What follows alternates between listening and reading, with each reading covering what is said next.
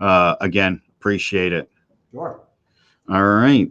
I'm going to pop you off. I'm going to introduce you. I'll bring you on and we'll get right into the questions. Okay. Cool. All right. Here we go. You are watching Connecticut Politics TV News. I am Joe Aguirre. My guest is the Connecticut House Majority Leader. He's served as the rep for Connecticut's 9th District since 2008. He chairs the Finance, Revenue, and Bonding Committees. And as House Majority Leader, Jason Rojas works alongside Speaker of the House, Matt Ritter, to shape policy priorities and is responsible for managing the legislative process. Jason Rojas, much appreciated you being here today, my friend. Thanks, Joe. Thanks for having me on. Now, you and I spoke just about a month or so ago on the radio. And Jason, I got to tell you, first and foremost, I talked to your aide afterwards, and I was like, dude, this guy's amazing. I understand why you're why you're like the big guy there, the House Majority Leader. You know your stuff, and man, oh man, I'm sure you're serving us well in this capacity. Yeah, no, I'm doing my best. I always describe myself as kind of a policy geek, a policy wonk. So I end up reading a lot of stuff over the years, right? I've been in the legislature 14 years, and over that time, obviously been exposed to a lot of areas of policy, which is really kind of the beauty and exciting part of being a state legislator is you get to deal with a broad breadth of policy issues. And if you take full advantage of the opportunity of being a legislator, you actually sound kind of smart because you can talk about things. You can talk about things that I think most people don't know that they need to think about or just don't think about because, that's our job as policymakers to think about. True. Now, before we get into some of the different issues here, and I think for the most part, things in Connecticut are going pretty well. I did want to bring up Quentin Williams, who tragically passed away on Inauguration Day. I know you guys were having a pretty amazing day. Everybody was looking forward to getting into session and getting some work done. Seeing that Q was lost, I haven't talked to any of the other House reps because it seems like everybody's devastated. And I didn't want to be up in everybody's business again. I know you guys are super busy at this point. Can you just give us a little bit about Q? I know he seemed like such a special guy and such a big part of the caucus and what you guys are out there trying to do. Yeah, he was just one of those people. And I think often as legislators and elected officials, in some senses, we're dehumanized, right? We're like not normal people, but we are otherwise normal people. Just, we have fancy titles and really important work and responsibilities. And Q, I think, exemplified that because no matter who he interacted with, Democrat, Republican, conservative, liberal, he made you feel good about interacting with him. And he had this smile and this really kind of loud, obnoxious laugh that you just couldn't ignore. And he just brought people joy and often brought people joy. And during these difficult times when we're spending long days at the Capitol or when we're butting heads on a particular issue, Q could just approach those situations and bring everybody down to a level where, let's just chill out for a minute. Let's remember that we're all human beings. We all care about Connecticut. We all care about our districts and the people we represent. And let's find a solution to whatever challenge they're facing in that particular moment. So certainly just a tragic loss for the institution, for Middletown, for the state of Connecticut, for his family. But I think for humanity, it's a really, really sad to lose a good person like that. So thank you for recognizing him. Yeah, of course. My condolences to everybody in the House. And again, obviously to his family and friends, a tragic loss. Definitely wanted to acknowledge that kind of before we get going here. So again, Jason, I appreciate you speaking on that. Last time you and I spoke, the governor had just mentioned this middle and working class tax cut. I had also talked to Matt Ritter the day before I spoke to you. You guys kind of wanted to see where we were at before deciding whether or not this was a good idea. My thought is now that Connecticut's finances are in great shape, I think it's easy to just be like, hey, let's start cutting taxes. Right. That might not be so feasible. Have you guys gotten along any further on that? And does that look like something that could happen? Yeah, no, unfortunately, we haven't gotten more detail because the governor doesn't present his budget until February 8th. As you know, yesterday he announced one part of what they're seeing in terms of tax relief that was more business related. But we will see that income tax proposal. I imagine it'll be a measured type of approach, probably in the tunes of hundreds of $1 hundreds of millions of dollars in relief for taxpayers. But, like anything, I think the devil's in the details. But I suspect that there'll be support for a tax cut like that. I mean, I think most people often paint, politicians as simply people who want to raise taxes. We don't particularly enjoy doing that. We do it because we feel we have a responsibility to fund a lot of important services that maybe the average taxpayer takes for granted on any given day, but we know is really important to their quality of life, and into ensuring that they can meet a lot of the goals for their family that they want to meet, given a lot of the important services that we fund. And both the speaker and I think we offered some caution.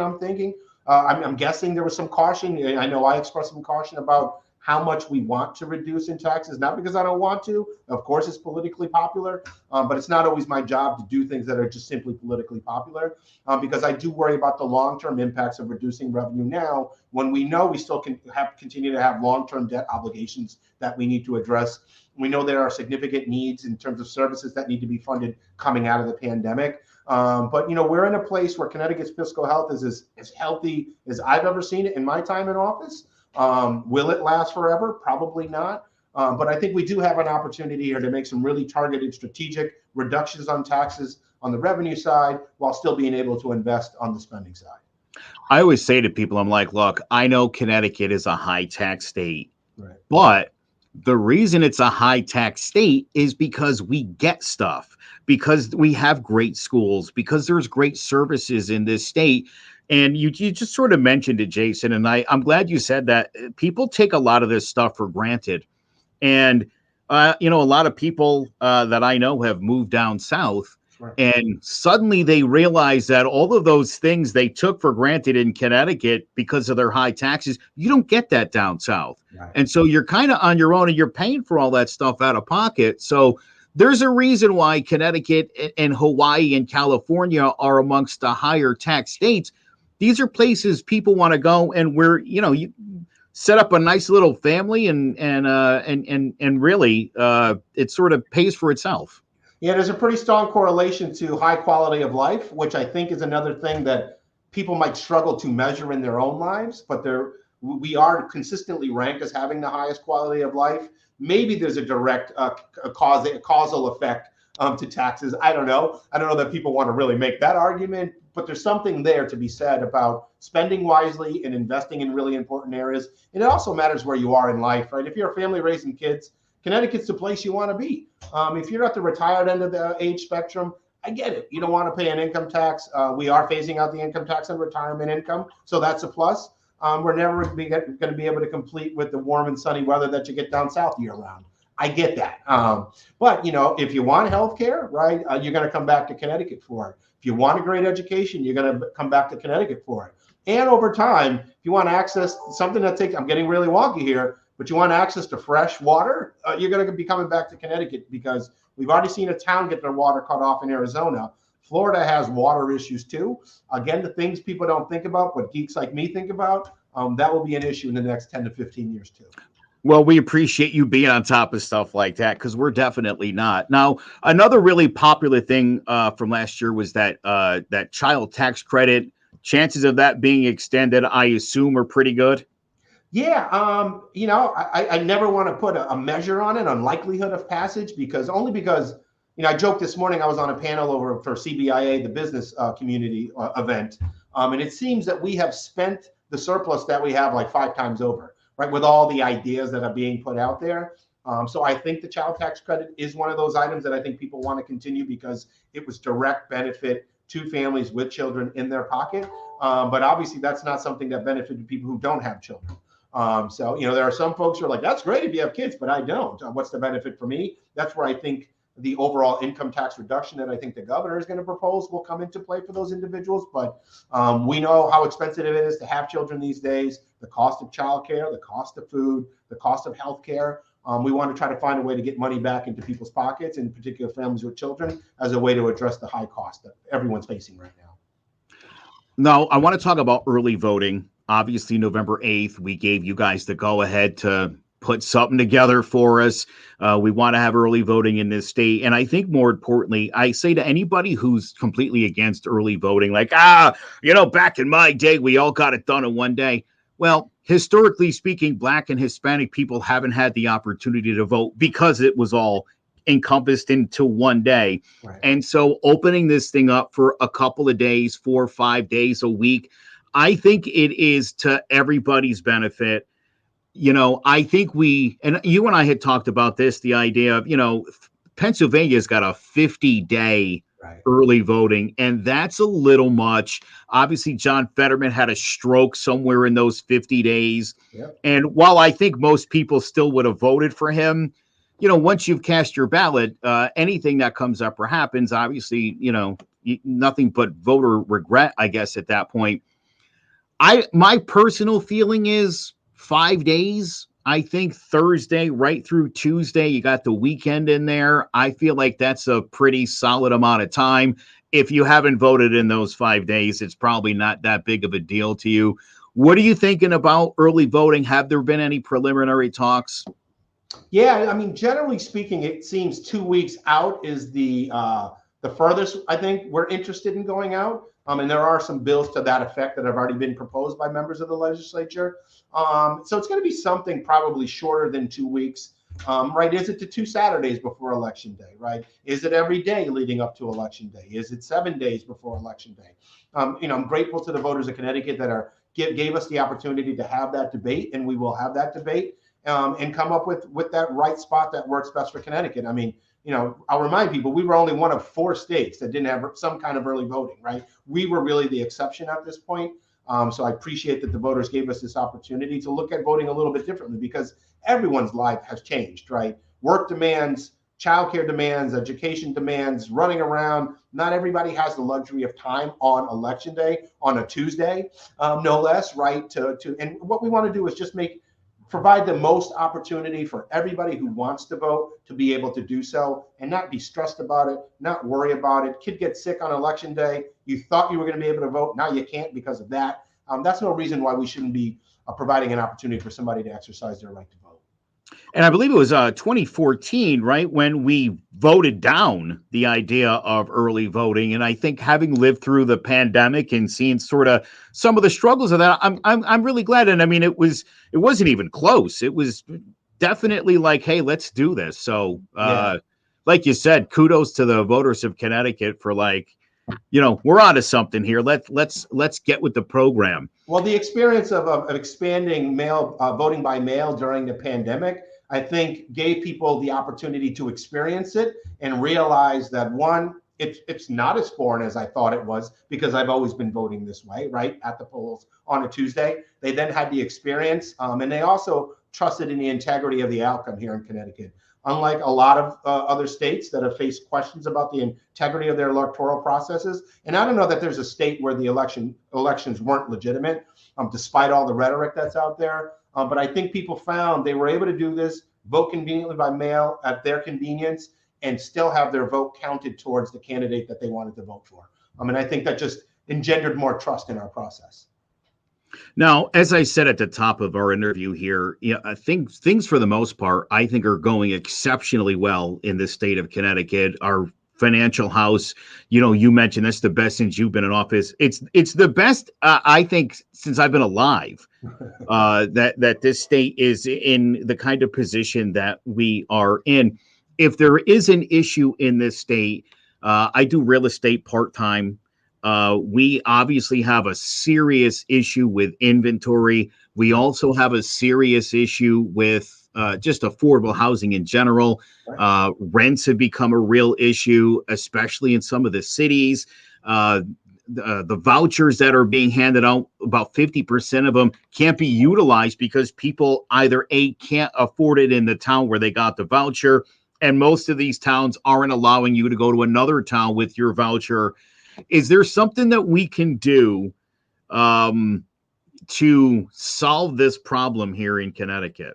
Yeah, there is no silver bullet, right? But housing is getting the kind of attention that it's needed for, I don't know, a generation. And this is a national issue, by the way. We are probably a couple million units of housing short in the country. We're probably in the 100,000 units short of housing here in the state of Connecticut. And for a generation, we focused so much on single family homes that we now have an aging population that no longer wants to deal with all the responsibility that comes with owning a home. They'd like to downsize and have an apartment or a condo or a multifamily home. Then we have young professionals who are putting off starting families at a young age. They don't really want to they're not quite ready for the white picket fence in the colonial in the suburbs. They'd like apartments. There are more and more people who want to live close to cultural amenities, want to live closer to work, want to walk to work, want to bike to work. It's hard to do that when your only options are single family homes out in a suburban area. So we're looking to build more multifamily housing, right? And we're not suggesting building the huge skyscraper housing projects that we built in the 1950s. There are a lot of lessons to be learned about where that went wrong. So affordable housing is very different, looks very different now than what it used to look like. But this has been a challenge in this country for a very long time. Often focused or contingent on issues of race and class. That has certainly played an issue in terms of what kind of housing gets developed and where it's located. And those are two very important things.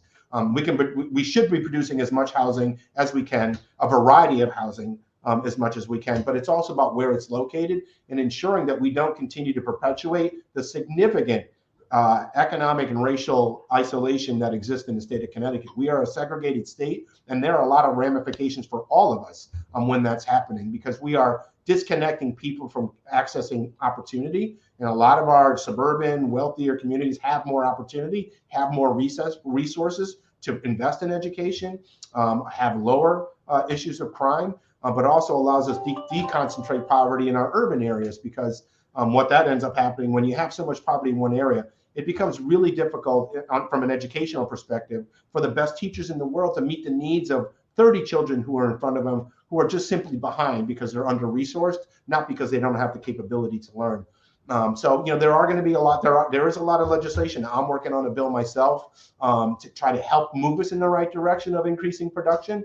But we face a lot of obstacles because most of the decision making around housing is done at the local level. And a lot of our local elected officials, planning and zoning commissions, who I respect and appreciate, right? I'm not trying to demean them, but they often look at things in a very hyper-local viewpoint, which is unique to Connecticut, because New England is one of the few places where we don't have county government whatsoever. So we're often trying to address policy issues that are regional in nature at the town level, which is why we really don't make a lot of traction in terms of getting our transportation system up, workforce development, educational inequalities, healthcare disparities, criminal justice disparities, all come down. The nexus of all those issues, I believe, is really housing and where it's placed and where we allow people to live.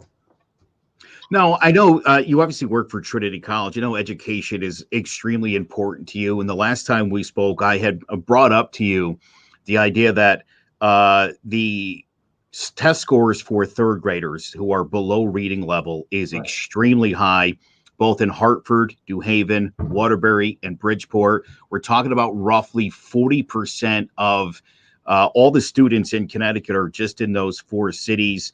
Right. New Haven, for instance, got some $42 million that went into that. And I feel like, look, we want to put as much money into education, right? These kids are the future. We got to make sure we're targeting this properly, because the test results and the money just don't seem to be adding up. What can be done in order to turn the cities around so that we can get these kids the education that they want, deserve, and need? Yeah, I mean, I think it's spending those dollars on people, right? Education is expensive because the primary cost in delivering education are the people. And these are people who are highly trained, have advanced degrees, and we're not paying those people enough. We're not paying teachers enough to do that and to attract them. I mean, we have great and wonderful teachers. We need more of the best and brightest to go into the teaching profession who are choosing to go in other places. But not only that, a lot of our families in our urban areas are coming from under-resourced homes, high poverty districts, and when they live in that, they have lesser opportunities for those quality early childhood experiences, right? Their parents are probably really, really hard workers, but like my parents didn't speak English when I was growing up. It's not that they didn't care about education. There was just a language barrier that existed there. And my parents had a different kind of educational experiences themselves. So what ends up happening is those kids don't get the same kind of experiences that, say, my children are now getting, because I'm in a different kind of social standing in society. And I make more money. My wife and I make more money together. We're able to expose we knew to read to our children as soon as they were born. We knew to ensure that our home was full, had lots of books laying around, and set that expectation. We were able to take our children to museums and do a lot of those things, exposing young people to those things at an early age, all as part of this educational process. Whereas a lot of under-resourced families can only really begin that experience when they get to kindergarten. So when they get to kindergarten, we already know they're 2 to 3 years behind the kids who had a lot of the experiences, say, my children were able to have. So it's really a matter of trying to catch them up. So not only are we trying to teach them math, reading, and writing in the moment to get them to the future, we're also having to invest a lot of remediation to try to get them caught up. And that's not the kids' fault. That's not the parents' fault. That's a societal failure and a systemic failure on the part of us as policymakers. Another thing that you and I had talked about, and I think I just read maybe in the last week or so, the free breakfast program, right. Which I think had basically run out of money. And, look, there's a lot of homeless kids in our school systems right now. And it's really hard to learn if you don't have a meal in your belly. Did I see that you guys are working on something to finance that or to bring that back? Yeah, right. There are discussions actually happening today among the staff to try to figure out if we can come to agreement to putting some additional resources into that meal program.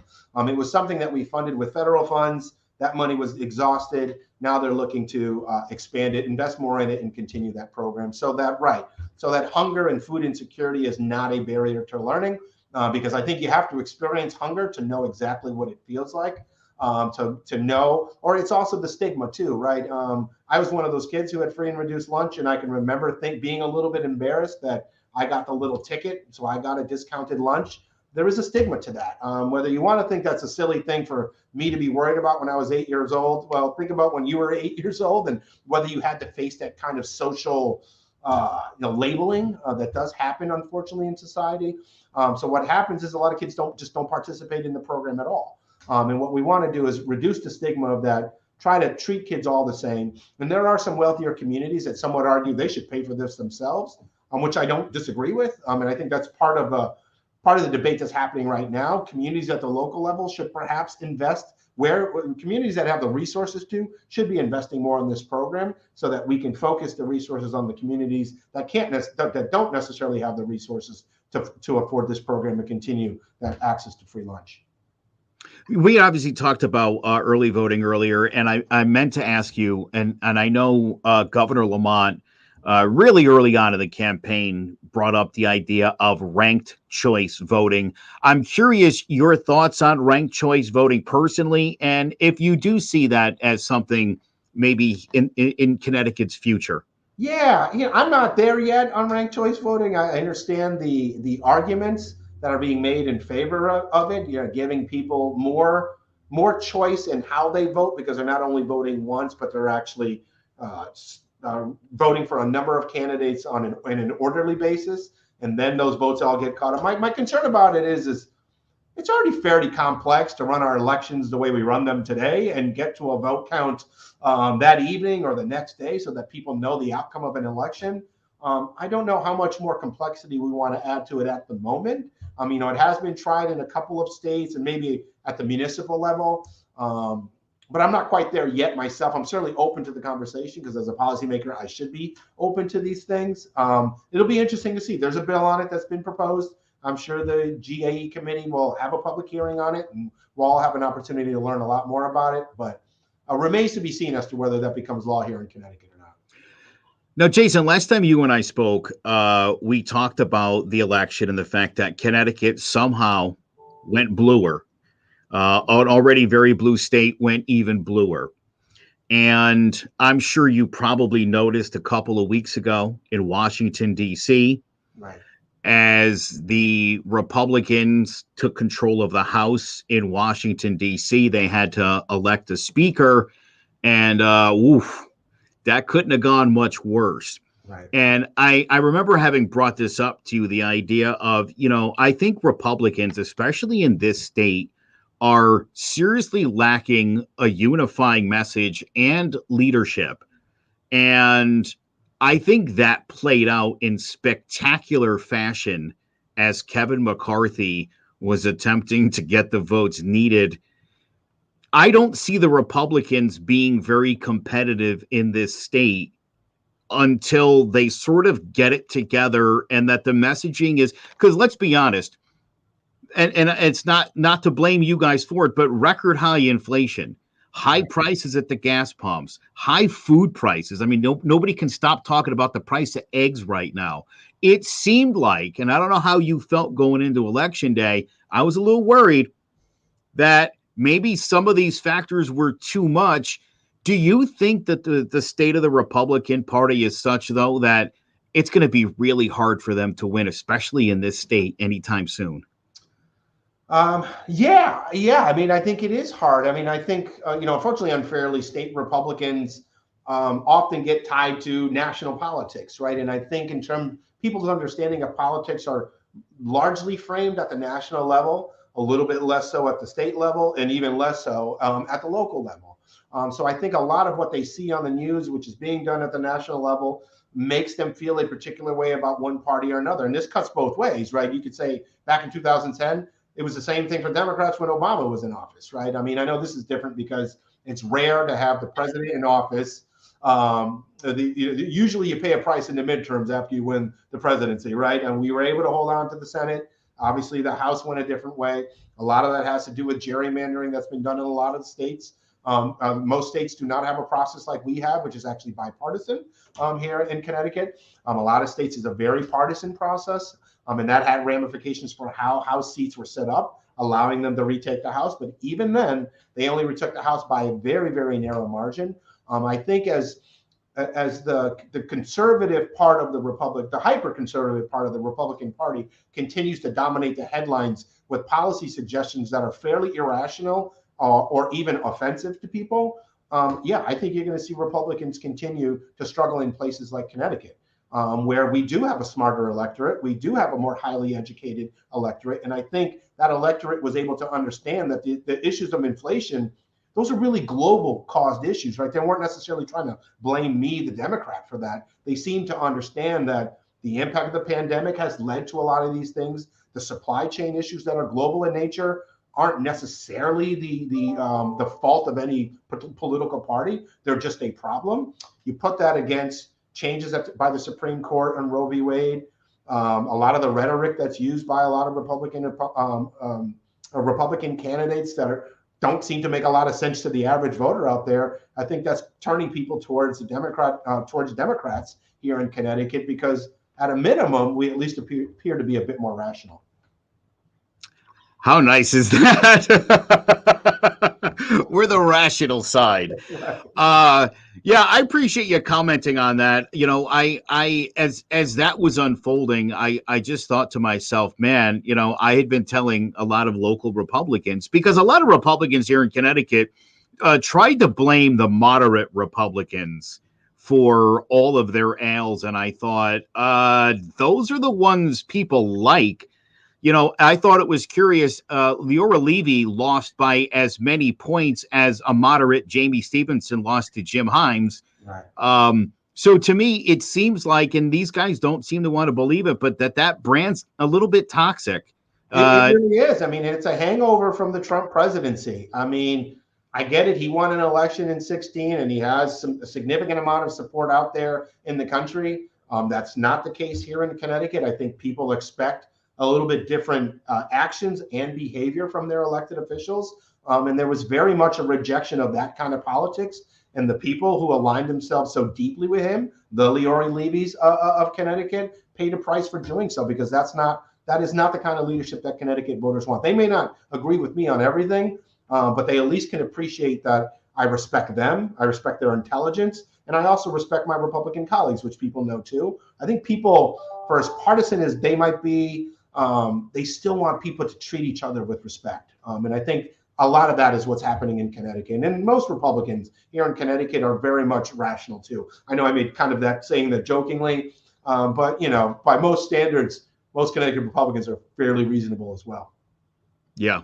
Well, hopefully they get back on track so things can at least get competitive again. But in the meantime, state seems to be in very good hands. House Majority Leader Jason Rojas, I know you got meetings you got to head off to. I really appreciate your time and your insight on all of this stuff. Thank you so much for being here, and we'll talk to you a little bit later on in the session. But please keep up the good work. Thank you. No, I really appreciate an opportunity to engage with your viewers and listeners. I appreciate that. Well, we appreciate you. Jason Rojas, Connecticut's House Majority Leader.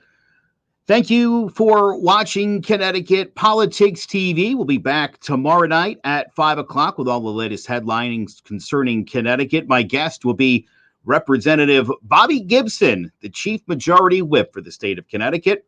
I'm Joe Aguirre. This is Connecticut Politics TV. You can also get all the latest headlines by visiting ctpolitics.tv/headline-news and follow us at CT Politics TV on social media. Have a great night. Thanks for watching.